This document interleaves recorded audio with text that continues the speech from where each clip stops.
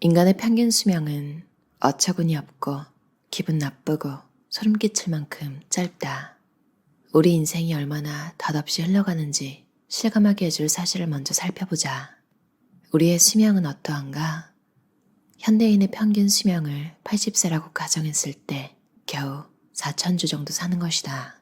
아주 운이 좋아 90세까지 살 수 있다고 해도 기껏해야 4,700주에 불과하다. 인간은 무한한 야망을 위한 계획을 세울 수 있는 능력을 부여받았지만 안타깝게도 그 야망을 실현할 시간이 턱없이 부족하다. 로마의 철학자 세네카는 에세이 인생의 짧음에 대하여에서 우리가 부여받은 이 세상은 순식간에 지나가 버려 대부분의 사람들은 이제 살 준비가 되었다 싶은 순간 죽음의 때가 온다라며 안타까워했다. 철학자 토머스 네이글이 말했듯이 어떤 의미 있는 시간에 척도해서 보더라도 모든 인간의 삶은 찰나일 뿐이다. 따라서 넓은 의미에서 시간 관리라는 개념은 모든 사람들의 주된 관심사가 되어야 한다. 논쟁의 여지가 있지만 시간 관리는 곧 인생의 전부라고 할 수 있다. 세상은 경이로운 곳이다. 하지만 생산성과 효율의 노예가 되어버린 현대인들은 정신없이 바쁘게 돌아가는 우리의 일상이 결국 더 많은 경이로운 세상을 경험하기 위한 것이라는 가장 중요한 사실을 놓치고 있는 듯하다. 도시의 생활은 점점 미쳐가고 있고 팬데믹은 사회를 마비시켰으며 지구는 점점 뜨거워지고 있다. 우리는 집중을 방해하는 온라인 환경과 매일 전쟁을 벌인다. 어린 시절 책벌레였던 사람들조차 한 문단을 끝까지 읽어내지 못하고 휴대전화를 만지작거리려는 충동에 사로잡힌다. 아침 시간이 무한하게 주어진다면 페이스북을 보며 아침 시간을 보내는 자기 자신이 그렇게 한심하게 느껴지진 않을 것이다. 다른 사람들처럼 바쁘게 살지 않거나 지루한 회사 생활을 견디고 있거나 혹은 오랜 기간 동안 취업을 못해서 고민을 하는 이들도 있을 것이다. 하지만 그들 역시 짧은 삶 때문에 훨씬 더 고통스러운 상황에 처한 것이다. 왜냐하면 자신이 원하지 않는 방식으로 시간을 사용하고 있기 때문이다.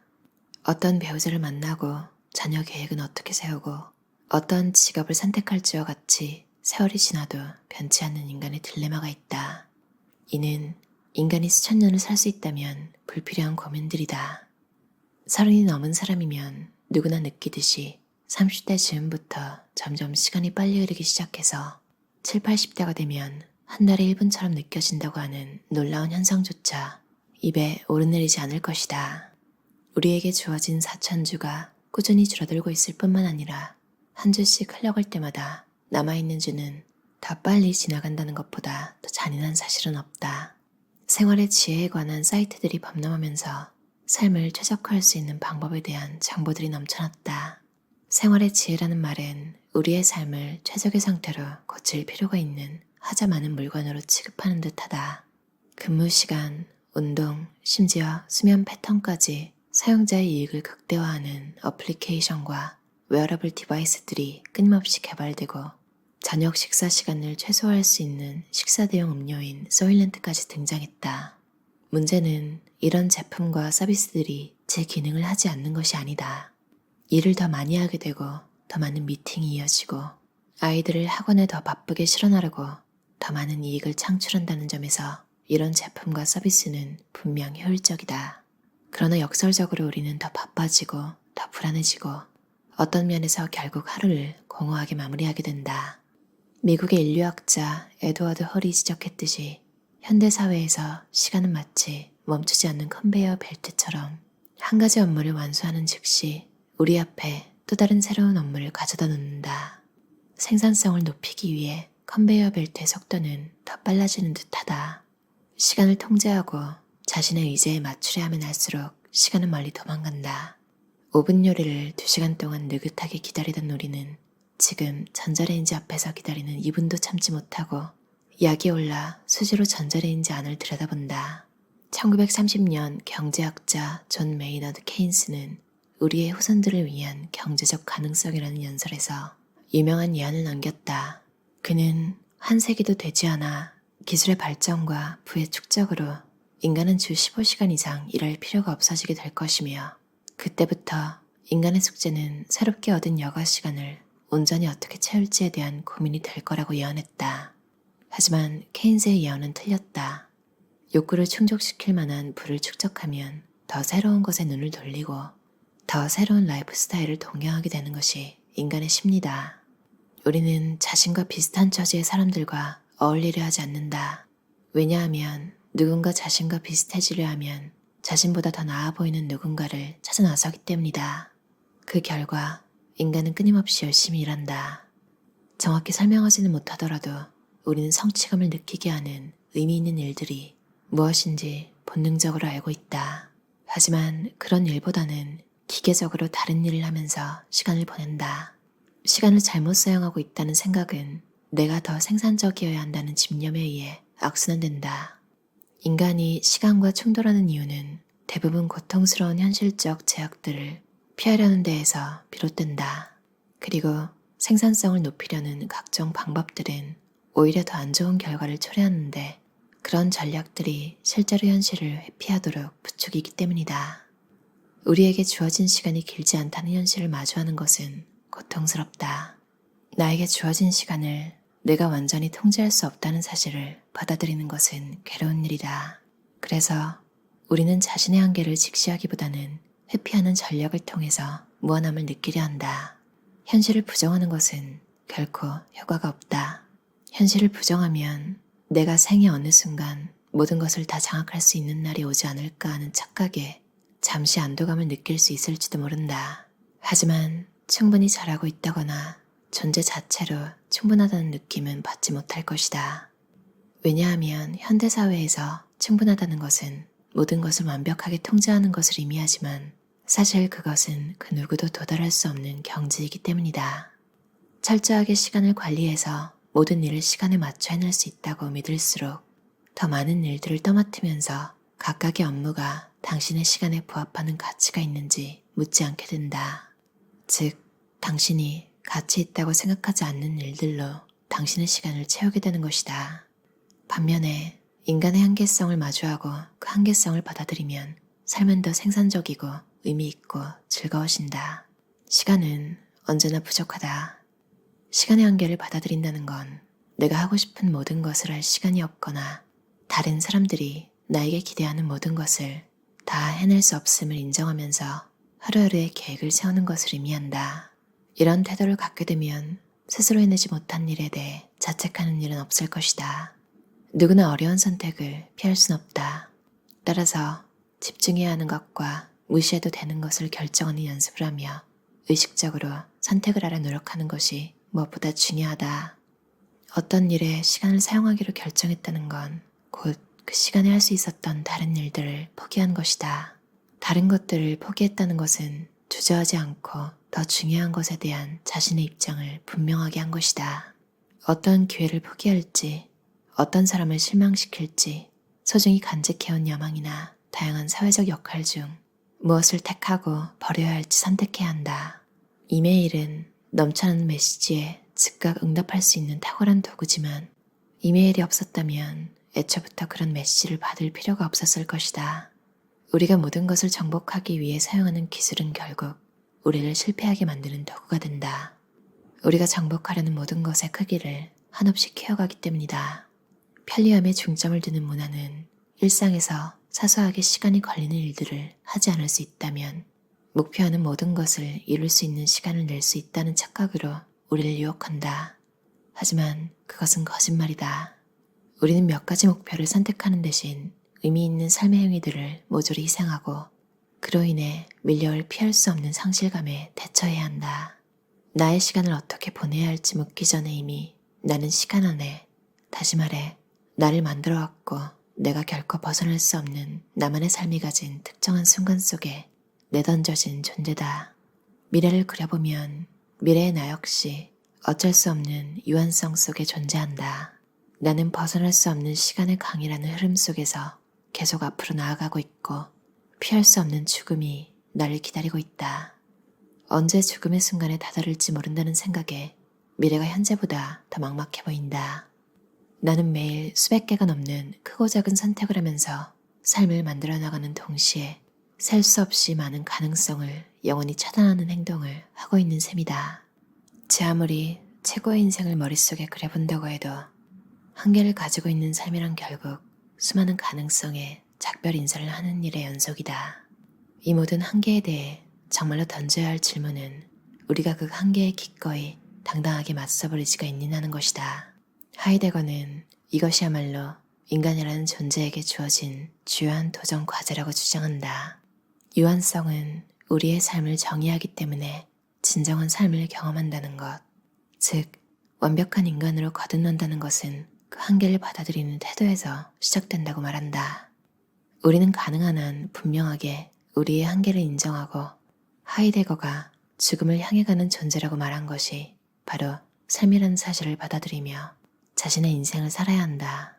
또한 인생은 리허설이 아니며 우리의 선택에는 무수한 희생이 뒤따르고 시간은 오늘, 내일 그리고 다음 달이 지나가면서 계속 닳아서 없어지고 있음을 깨달아야 한다. 핵심은 정말로 오늘이 마지막 날이 될 수도 있다는 사실을 인식하는 것이다. 정말로 소름 끼치는 것은 우리가 자신의 한계를 직면하지 않고 회피하거나 부정하며 대부분의 시간을 보내는 것이다. 하이데거는 이것을 퇴락이라고 표현했다. 이는 자신의 삶을 주도적으로 살아가기보다는 관심을 돌릴 만한 것들을 찾아 헤매고 분주함과 무의미하게 바쁜 일상 속에서 마치 죽음이라는 진정한 존재의 한계점을 외면한 채 세상에 몰두하며 자신의 정체성을 잃어가는 것을 의미한다. 또한 주어진 시간 속에 사는 우리는 그저 선택조차 할 필요 없이 남들을 따라가며 매 순간 선택을 앞두고 조여오는 책임감들을 회피하곤 한다. 결혼은 반드시 해야 하는 것, 단조로운 직장 생활도 응당히 버텨내야 하는 것 등 사회적으로 적절한 행동이라는 이유만으로 우리는 그렇게 하는 것에 길들여져 있다. 또한 우리는 앞에서도 언급했듯이 뭐든지 다 해내야 한다는 무모한 시도를 감행하기도 한다. 이건 역시 우리가 정해진 시간 속에서 무엇을 선택적으로 해야 할지 결정하는 번거로움을 회피하는 태도의 일종이라고 볼 수 있다. 인간이 모든 일을 다 해낼 수 있다면 애초에 상호 배타적인 수많은 가능성을 두고 선택할 필요는 없었을 것이다. 시간관리의 3가지 원칙. 첫 번째 원칙은 자신에게 먼저 투자하는 것이다. 지금 매주 조금이라도 자신을 위한 시간을 내지 못한다면 모든 것을 끝내고 많은 자유시간을 누릴 수 있는 마법 같은 미래는 오지 않습니다. 매일 가장 중요한 일을 가장 먼저 한다. 자기 자신과 만나는 시간을 정하고 그 시간을 일정표에 기록해서 다른 약속 때문에 자신을 위한 시간이 방해받지 않도록 한다. 그 핵심에는 자신에게 주어진 4천주 중 일부를 가장 중요한 무언가를 위해 사용하고 싶다면 우선 그 일을 시작해야 한다는 간단한 통찰이 담겨 있다. 두 번째 원칙은 자신이 지금 하고 있는 일들을 제한하는 것이다. 자신에게 주어진 시간이 유한하다는 진실에 저항하는 강력한 방법 중 하나는 여러 가지 일을 동시에 시작하는 것이다. 그러면 그 순간 여러 분야에서 일들이 빨리 진행되고 있는 것 같은 느낌을 받는다.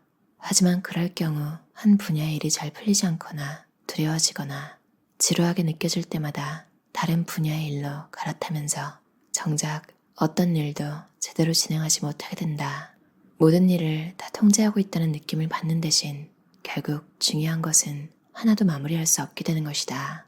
또 다른 대안은 주어진 시간에 자신이 할 수 있는 일의 수를 엄격하게 제한하는 것이다. 일단 3가지 일을 선택해서 시작하면 그중 하나를 끝낼 때까지 다른 일들은 시작할 수 없기 때문에 시간의 여유를 가질 수 있다. 또한 잘 돌아가지 않는 일은 완전히 포기하여 시간을 낼 수도 있다. 나는 내가 할 수 있는 일에는 분명한 한계가 있음을 인정하지 않을 수 없었다. 더 정확하게 말하면 내가 수많은 일들을 다 해내기 위해 대부분의 일에 소홀했음을 인정하고 모든 일을 동시에 진행할 필요가 없다는 사실을 받아들이게 된 것이다. 그 결과 고도의 집중력을 갖게 되었고 생산성에 대한 강박관념이 있던 시절보다 더 생산성이 높아졌다. 나에게 행복을 안겨준 또 다른 변화는 해야 할 일을 감당할 수 있을 만큼의 양으로 나누기 시작한 것이다. 인생은 한 번뿐이라는 사실을 인식하고 하고 싶었던 일을 용감하게 거절하는 법을 배울 필요가 있다. 올리버 버크만 저자의 4,000주라는 책이었어요. 정말 원서 제목도 4,000 weeks, 4,000주 그대로인데요.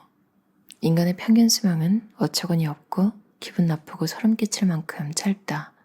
이 문장이 되게 강렬하죠. 이 책을 읽으면서 굉장히 뜨끔뜨끔 많이 했어요. 이것저것 좋아 보이는 걸 막 다 하려고 하다가 사실 모든 것에 다 소홀한 건 아닌가.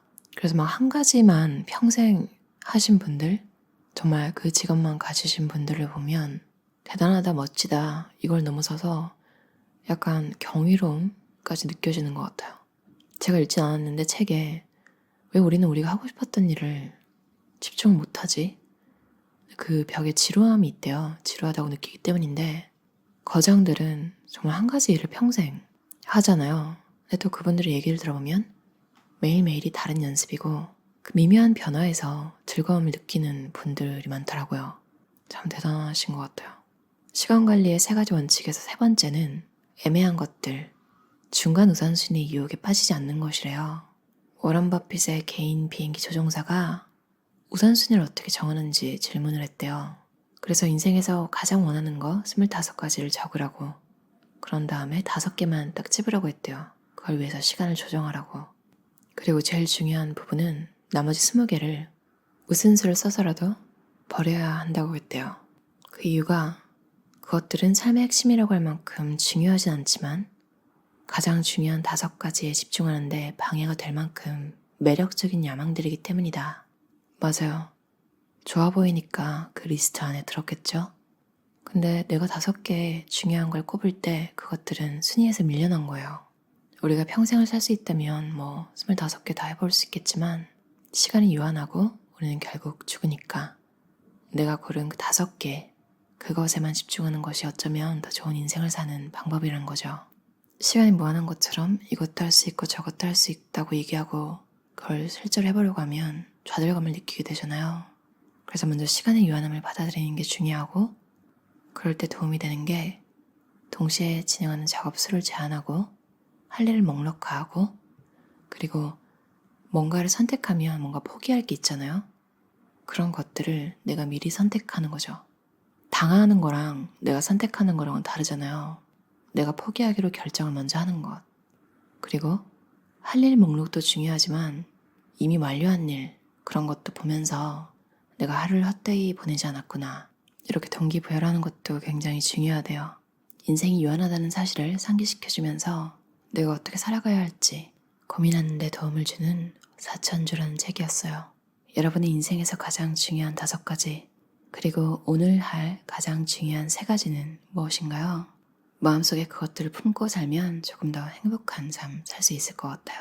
들어주셔서 감사합니다.